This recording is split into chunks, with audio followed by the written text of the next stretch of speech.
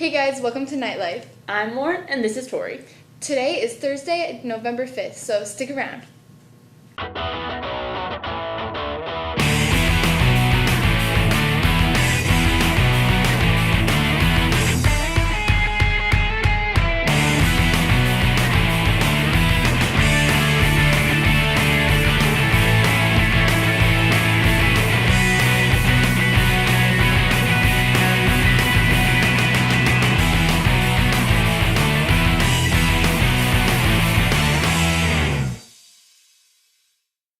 On Thursday, November 12th, DECA will hold their annual jump-off.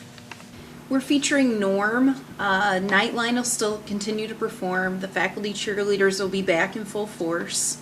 Doc Hennepin will be our announcer, and so hopefully he'll have an opportunity to go around to different players because the microphone will be, mobile this year and talk to them, so we can kind of go that route. Like years before, the jump-off is the faculty versus the students, and the faculty is still undefeated. And the seniors have always tried to beat the faculty, and they have not been successful. So I guess until the seniors beat the faculty, I guess we're still going to always have a jump-off. The jump-off raises money for DECA, but also donates some money to the Friends for the Children raffle. Come out to the DECA jump-off, November 12th at 6:30. It's a fun-filled event, and you can win prizes and see Norm. If you haven't been there, you've probably seen the little shop that sits on the corner of McClay and Jungerman, but few of us have realized how big a part of our community that little shop has become. Since September of 1988, Paul's Donuts and Ice Cream has been opening every morning at 5 a.m.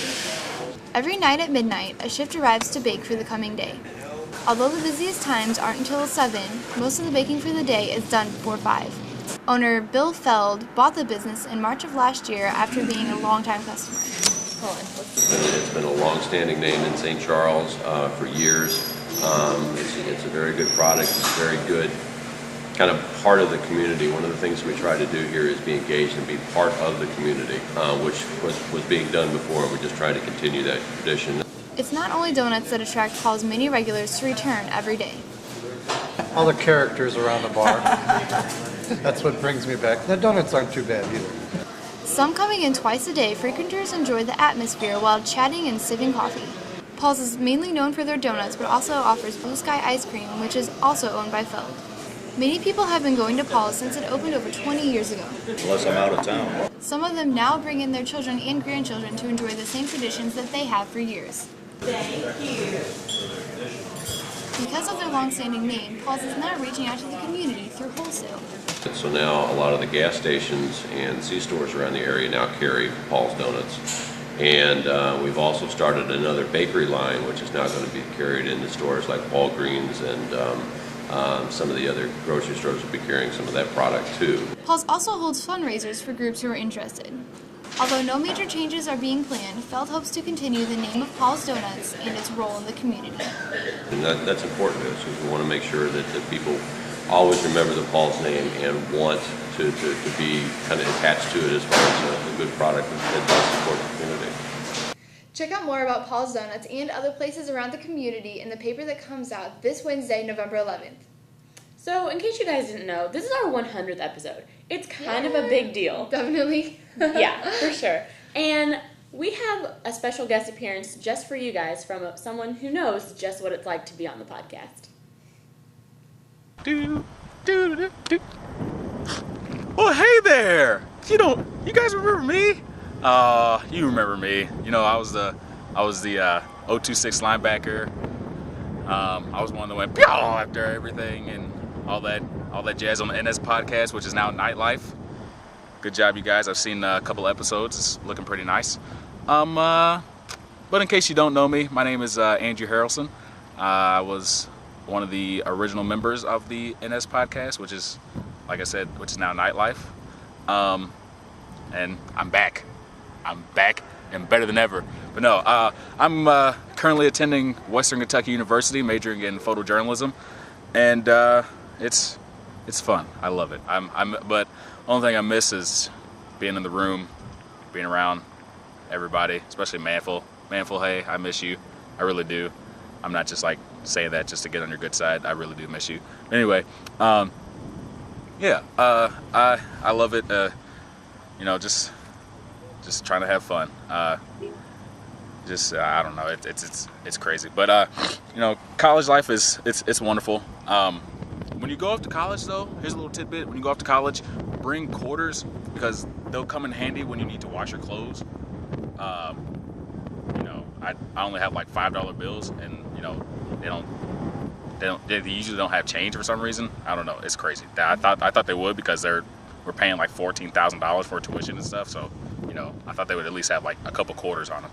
Anyway, just want to say congratulations to Knightlife for their 100th episode for the podcast, and I hope you guys have 1,000 more, and hopefully I can come back for the 1,000th episode and possibly do the same thing, or maybe even be an advisor. I'm coming for your job, Manful. Watch out. Okay, thanks so much, Andrew. We really miss you here in the room, and all the other podcast people who graduated last year. Kayla, Monkey, Kirk, John, we wish you the best of luck in college. Now over to Ryan Furley, who has a review of all the fall sports. Hey guys, Caitlin and I are going to be recapping the fall sports today. First up, we have football. They started off the season with a great 4-2 record, but the last 4 weeks of the season, they lost all 4 games. 3 of the teams were in the top 10, being Parkway North, Francis Howell, and DeSmet.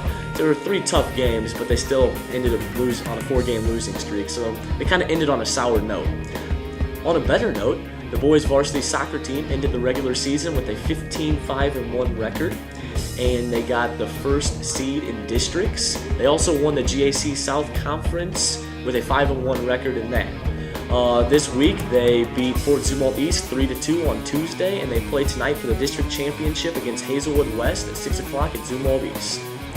The girls volleyball team lost 5 seniors last year, which was almost their whole entire starting lineup, and they were only left with 1 senior to come back this year.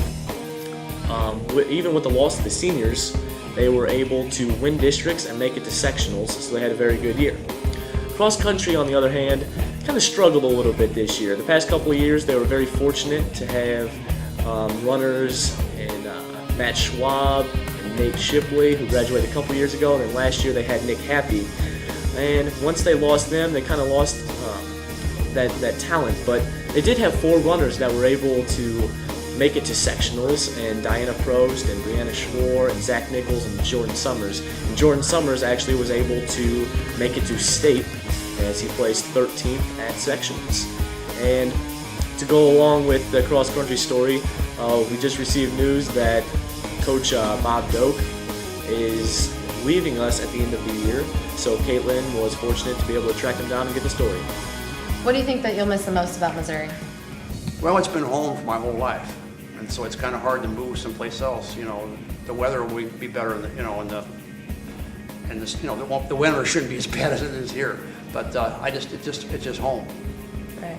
And do you plan on coming back to visit your cross-country team or anything? Well, I haven't completely given up on coming back to coach cross-country next fall. I had to give track up for this spring because of my wife needs me down there now, but I have not resigned my cross-country position, so there's a possibility that I might try to come back and coach cross-country in the fall.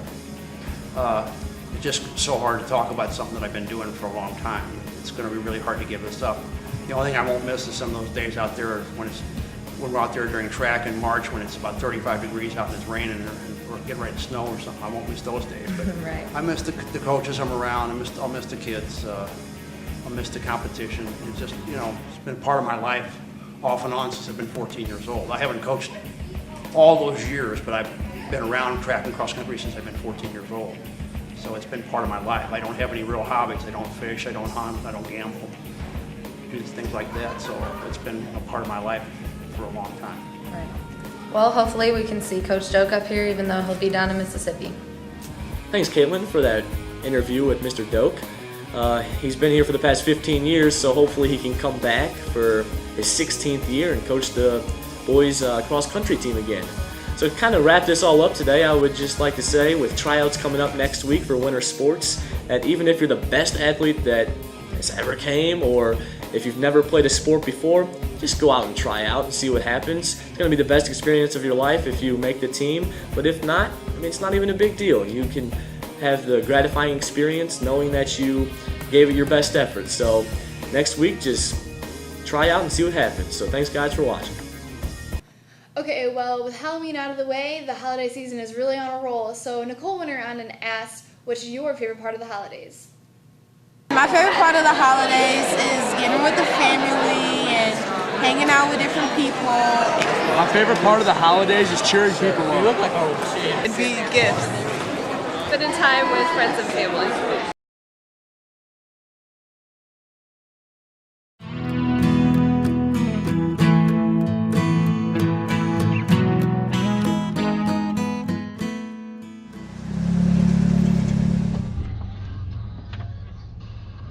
Guys, wearing your seatbelts is no joke. 4,500 teens are killed every year by car accidents. 2/3 of those teens aren't wearing their seatbelts. 30% of them say it's uncomfortable. 20% of them say that it's too short of a distance and they're going to be okay. 18% say they're just invincible and nothing's going to happen to them. And 32% say that it's just not cool. Well, you know what would have really been cool? Is if on August 31st in 2001, if my 15-year-old sister had been wearing her seatbelt. She might still be with us today. Wear your seatbelts, guys, because nobody deserves to die over something that takes 2 seconds to do.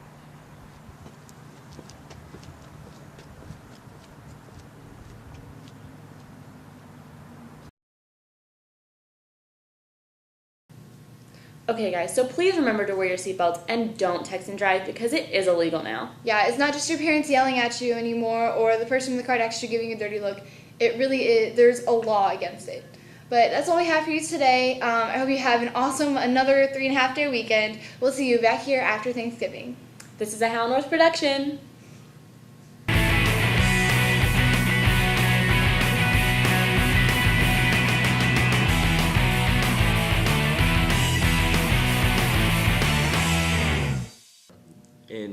We're going for the district championship tonight.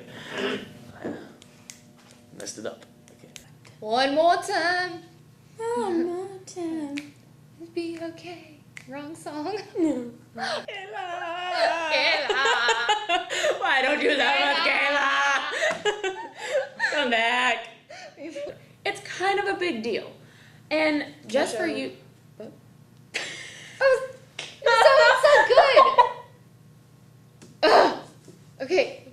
What? Why'd you stop talking? I was so confused when you said for show. Hey guys, welcome to Knightlife. I'm Tori.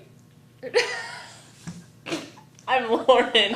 Actually. Okay, let's hurry up and do this.